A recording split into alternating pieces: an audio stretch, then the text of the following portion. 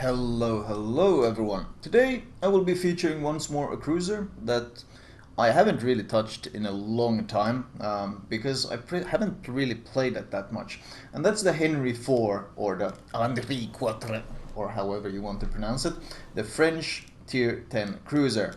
The matchmaking is mostly tier 10s, a few tier 9s and a few unfortunate tier 8s thrown into the mix. So pretty much very common high tier matchmaking. The Henri is a bit of a unique cruiser, and in the sense that it's probably one of the lowest impacts early game cruisers in the game. And when I say low impact, I mean that it has a hard time really having any influence on the game in the early stages. I'm of course playing it like any cruiser should, which is pushing in with my DDs and trying to support them at A. You might note the speed I have going here is 36.4. The top speed with just running the flag is 36.8. So this is of course the fastest cruiser in the game. If you run the speed boost, or well, I think Emile Bertin gets very close, if not similar speeds, but the Henri is incredibly fast. For tier 10, it's by far the fastest cruiser. And if you run the speed flag on top, you get 36.8, and then it has even this additional unique speed boost, which not only lasts an impressive 3 minutes. If you run the special upgrade module, you can upgrade it to 4.5 minutes like I have here. And this increases the speed by another 20%. So this means, of course, that this is the fastest cruiser and the best at repositioning and kiting and chasing down and so forth. However, it handles like garbage. It has an 840 meter turning circle, which is the worst for any tier 10 cruiser. I mean, in comparison, a Bismarck turns in 850 meters, this one turns in 840, so that does give you some perspective on just how bad the turning circle is. The rudder shift is also 9.5, and that's when you run the 20% increased turning speed, or reduced turning speed, whatever you want to call it, and 9.5 is garbage. The only cruiser with a worse rudder shift is the Hindenburg with 9.7 seconds. So you're pretty much tied for the worst maneuverability at everything when it comes to cruisers. Add in concealment, which is 12.7, which is once again pretty much garbage. The only cruiser that has a worse concealment is the Moskva at 13.8, and in general it also means that tier 8 and tier 9 battleships that spec into concealment can quite easily outspot you. So this is why, of course, trying to push any closer than I did here is almost impossible in this ship. And that's why I always say it's a very low impact early game cruiser, because you can't push close to the caps because you handle so stiffly that you can't disengage easily, and the concealment is so garbage that you get spotted a mile out. So you often end up in this situation where you just try to hammer and try to damage the enemy as much as possible and hope that it's enough to help your team win. The AA on the ship is pretty okay. It's not amazing. The values are like 200 DPS on the mid-range aura and a bit less than 100 on the long-range aura. Not exactly stellar numbers, but if you run AFT and the range module, you can actually get very impressive ranges. You can get 6.5 km range on the mid-range aura, which is pretty much the max range aura on many other ships, and you can get 7.5 km range on the long range aura. So this means, as a panicking cruiser, like the influence that your AA has, the area of influence is pretty damn massive. So it's a pretty big strength.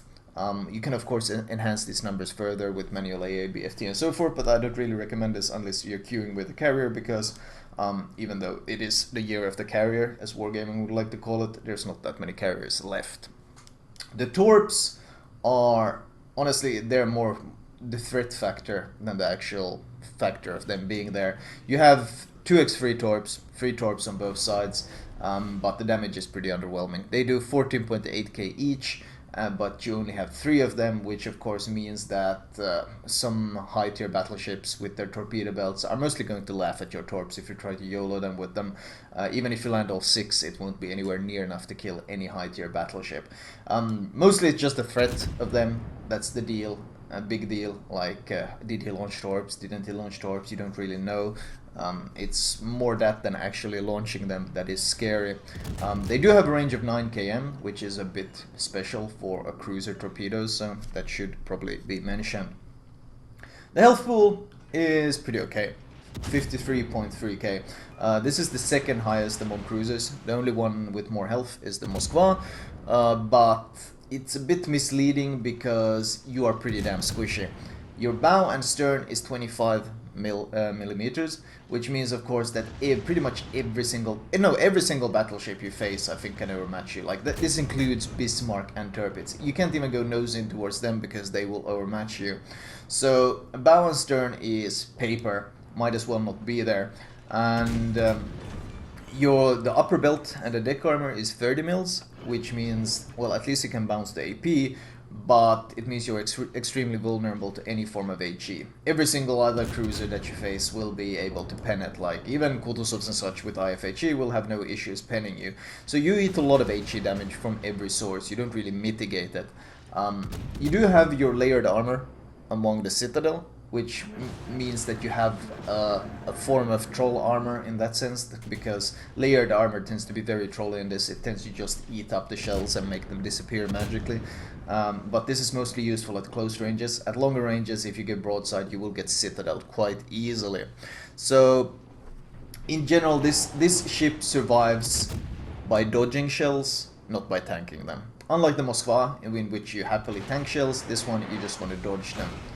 Man, this Edinburgh really wants me. I'm gonna see if I can maybe punish him in that smoke. He's being very, very cocky, shooting me this close range. And well, that should have dissuaded him a bit. Double Citadels. And that, of course, leads us to the guns. The HIV is actually the lowest DPM cruiser. Now, that statistic can be a bit misleading, because before the HIV existed, the lowest DPM cruiser was the Moskva, and I don't think anyone would call the Moskva a weak cruiser, but it has a very slow reload. I'm running the reload module, and even with the reload module you can only cut down your reload 10.8 seconds. So this of course means that AR, which I'm running here, helps me significantly, because any percentage to 10.8 is quite a lot. And the range is actually very good, 19.1 km, which means of course that we can use range, and which is why I recommend range, because you can actively kite and maneuver around and so forth without having to slot the additional range. In fact, I think it's a waste, because the shell velocity isn't that special. It's 845 meters per second.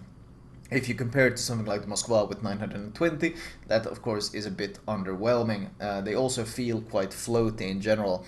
Surprisingly though, the AP pen is actually very good. It's almost as good as Moskva's, which means that the AP is extremely versatile and very useful on pretty much every single target. The AP also has the very unique characteristic of being 240 millimeter, because that's the size of the guns, which means of course that you are the only cruiser that can overmatch Edinburgh, Neptune and Minotaur bow armor. That means they cannot angle nose in towards you, because you can overmatch it and you can Citadel them through the nose. So that's of course something to keep in mind, a very valuable bonus. But this game kind of shows how hard it is for you to have any really big significant impact. I mean, I've done 84k damage this game, which is pretty okay, I guess, but ultimately we've still been losing the game, and it takes time for this ship to do anything. And that's really the fundamental issue with the Henri IV, is that the game needs to drag on for long enough for your kiting and damage dealing capabilities to become a factor. Long enough for you to start having a big impact on the outcome. The game needs to drag on. If your team just collapses, there's almost nothing you can do in a Henri to help your team. The team will collapse and you will lose, and there's not really much you can do about it. Worth mentioning the HE. You actually have a very good fire chance, 24% fire chance, which means that with Demolition Expert you can reach 24 is with flags. This of course means that this it fits perfectly into this kiting role. You have very good turret angles as well, so this kind of playstyle is probably what you'll be doing a lot in the Henri, which is kiting away and firing HE at anyone that chases you. You note that I'm quite happily goading my enemy into chasing me. See, I don't want this enemy fleet to push into B. If the enemy pushes into B and defends B, we can still quite easily lose this game, because the only tier 10 battleship we have left is this Montana, who's about to eat 1,000,000 torps. So we are not really in that good of a situation. They have a lot of healthy ships left. So what I'm hoping here is, you see 3 people targeting me, I'm hoping I can bait these guys to chase me, because the more people focus on the Henri, the more people chase the Henri, the more useful the Henri is. You want people to chase you. You want people to split off from the objective. Instead of going to B and contesting B, I want them to chase around. I want them to sail around into our spawn and chase me like idiots, because that's perfect. That helps my team so much, because that means instead of having to fight 7 people defending the cap, my team only has to fight half of that, because I've dragged the other half with me. And you can see they're starting to land a lot of shells on me, they're starting to focus me, and in general they're starting to chase me. And this makes me very happy, because if they chase me, that means I'm actually being much more useful in the Henri than you normally would be. Worth noting though is you can see some of the struggles with the turret traverse, and that's even with running expert marksman. When you run the reload module, which I recommend, and you run expert marksman, which I highly recommend, your turret traverse is still 32.8 seconds, and that is of course very slow for a cruiser. That is almost battleship levels of turret traverse. So this of course greatly limits this ship's ability to brawl. I mean, it has strong AP and it has strong turrets, and it's very fast, which means you can close the distance quite easily when it comes to brawling, but you need to keep in mind the turret traverse. It doesn't exactly help doing it. But now we're starting to get into the point now. The game has been going on for 13 seconds, 13 minutes, and this is the point where this cruiser starts growing in strength. I've dragged along a bunch of them from to my side. Whatever was left at B got killed, and you can see I have a Kurfürst that was sailing around this way. I have a Kagera that was sailing this way. The Henri also chased me all the way here, but the Henri is now turning away. The Kurfürst is starting to turn away. So when they're no longer chasing you and they start turning away to flee, that's of course when you turn around yourself and you start chasing them instead. Because you want to stay in range at all times. Your guns need to be firing at all times, and that horrible 10.8 second reload has kind of been reduced to around 9.3 now, and that is of course because of AR, Adrenaline Rush. The more damage you take, the faster your reload is. Was it actually 9.3? Let's check. 9.7, sorry. So we've cut away a nice chunk. He gives broadside. I switch to AP. I did mention this AP is very strong, and you can see it there. It has enough potential to punch through the turtleback of the turrets if at this range. At closer range, of course, you only get pens, but when he gives that perfect broadside, it can actually do that. You can pull it off. You can citadel multiple battleships, especially American ones, but even Royal Navy ones if they're dumb enough to give you broadside. So the AP is certainly not to be underestimated at all. It's very strong. Even if the shell velocity isn't Moskva's, and I don't feel it's quite as consistent as Moskva's, the high damage and the high penetration means that you can deal a ton of damage with this. I was about to rush the Kurfürst, but the Kurfürst is turning around to shoot me. And what did we mention about basic Henri gameplay? If they chase you, you kite. If they flee, you chase. He turns around to chase me, to shoot me, I start kiting away. This is a very fundamental Henri gameplay, and the reason you need to do this is of course the lack of the armor. The nose on this ship is extremely big. The nose covers a huge part of the front of the ship, and if you try to go charge in, nose in towards battleships, you will get citadel, you will get blapped. So as soon as he starts turning for me, I start cutting away and creating distance. And of course, if he gives broadside like this, I did mention the AP, we will certainly be using it to farm some big chunks of damage out of him. And we do actually get our high caliber there, and well, he is healing, but his heal cannot compete with the DPM that this AP does. And steadily we are chunking him down.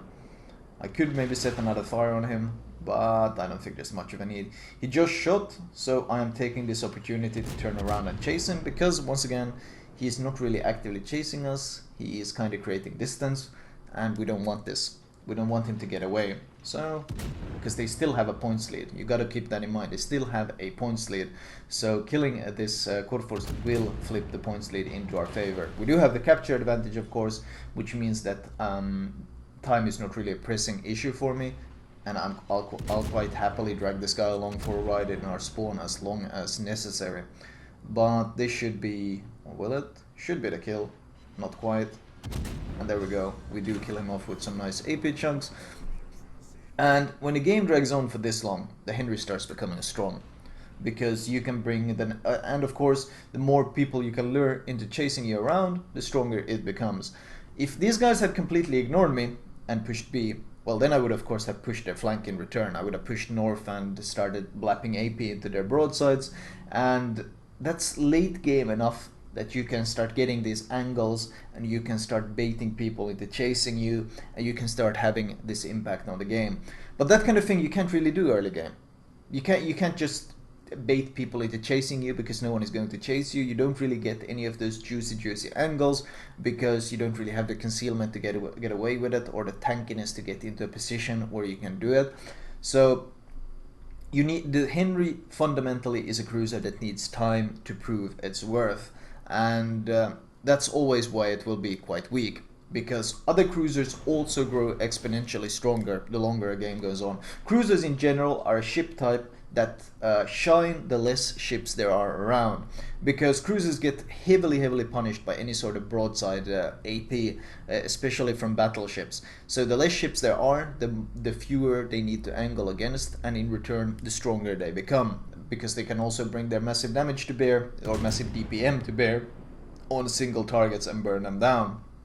So every single cruiser grows in strength the longer the game goes on. The Henri just happens to be one of those few that don't really have much of a strength to begin with.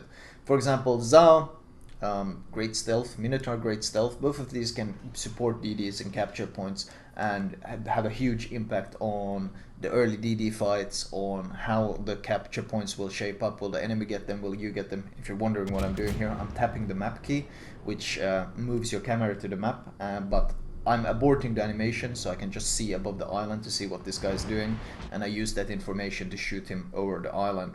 But fundamentally though, you can't have that early capture point impact because you don't have the concealment, and unlike for example the Moskva or Des Moines, you don't have a radar to help them either. So really the only thing you're bringing to the table in the early game is your DPM, and that is of course the lowest DPM in the game. So you need, your strengths are maneuverability, or speed, not really maneuverability, speed would be more accurate, and it's very hard to make speed work for the team.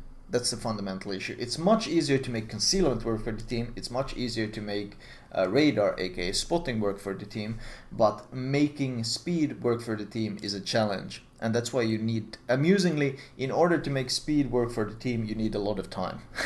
Which sounds backwards, but that's the way it works in this game. The game does finally end though, and I end up with a Kraken and 224,000 damage, which is of course nice. This was my daily win in this ship, hence the huge chunk of XP and free XP. If we look at the detailed score, only 2.4k base XP. This isn't really that much, and the reason, well, considering the damage, and that is of course something I mention quite often, I farmed a lot of battleships, and if you do a lot of battleship damage, instead of shooting cruisers or DDs, your reward will in return be smaller because it's percentage based.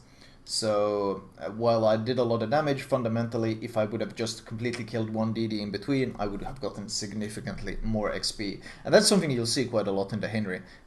You will rarely see very high XP numbers, unless of course you get some nice cruisers giving you broadsides, which can happen thanks to the great AP. Detail report wise, HE 70k, AP 98k. You can see of course the great AP here, how much less AP, I shot less AP shells but I still did more damage with that, but the fires cannot be discounted. 12 fires, almost a wither worth of fire damage on top. So in terms of armament, it's very balanced. Both the AP and the HE is extremely useful in different situations.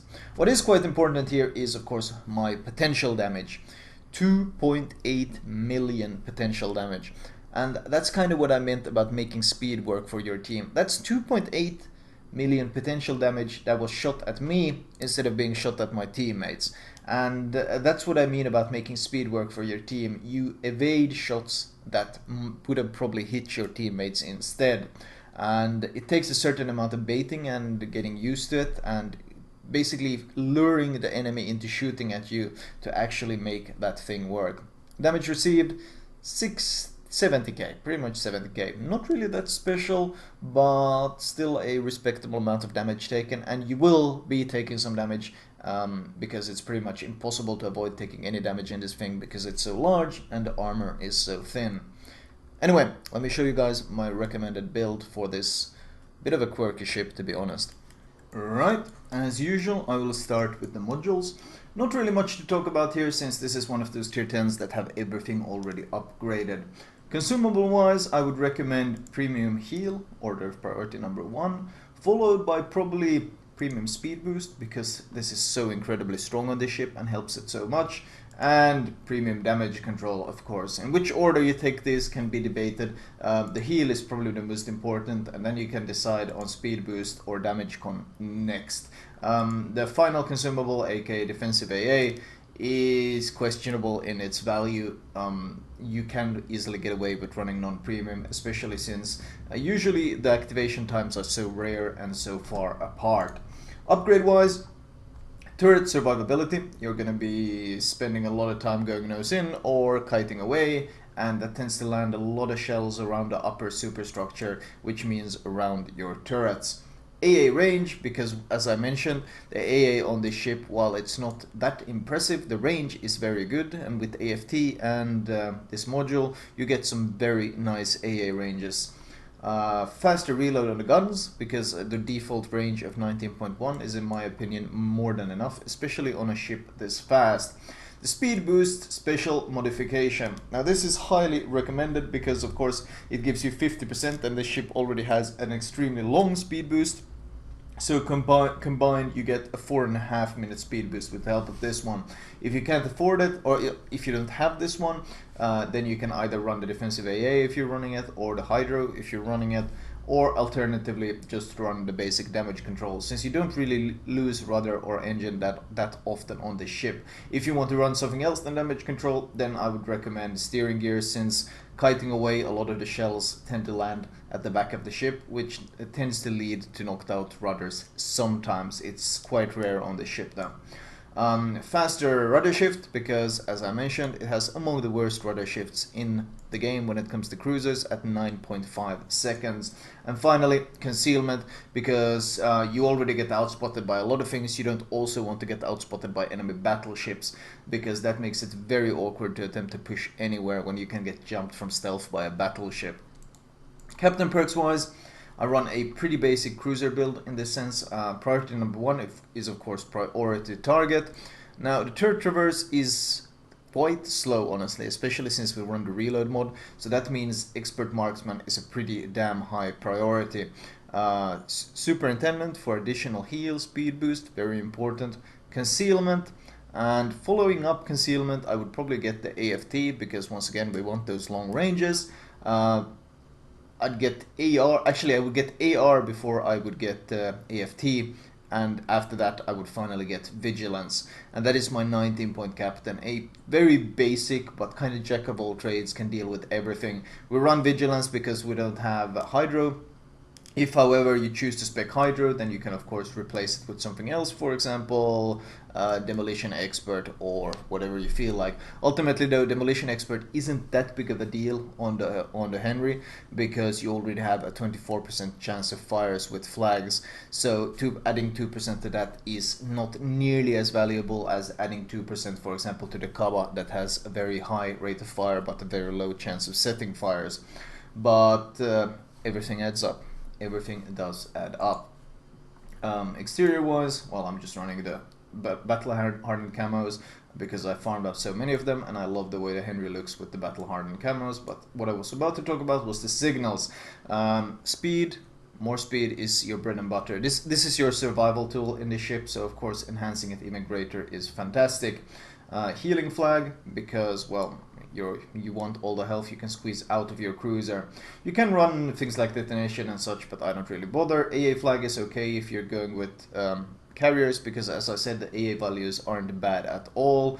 Faster consumable reload is also okay, but honestly, probably the two most important flags after heal and speed is the fire chance, because you want to be shooting a lot. So I would follow it up with that, and after that I just run XP flags. Honestly, I'm gonna switch this one out for some free XP, since I'm saving. I'll save these ones that give XP earned in battle when a new ship line comes out, which might be very soon, hopefully, maybe. We shall see. Anyway, that was my Henri 4, or however the hell you pronounce that, Henri 4 commentary. I hope you guys enjoyed it.